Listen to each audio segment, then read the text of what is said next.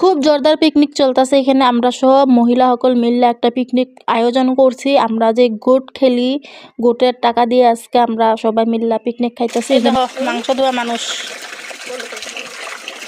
আর এদিকে চুলা জ্বলিয়া গেছে, দেখো কি সুন্দর ধুমধুমে আগুন জ্বলছে। আমার মাসিয়া রান্না করতেছে আর এইদিকে দেখো কাকি এখানে লাইটের ব্যবস্থা করতেছে। এখানে যেহেতু জেন্টসের এলাও নাই, তার জন্য সব আমরা মহিলা সকল মিললাই সব রেডি করতেছি। এখানে লাইটিং হইতাছে।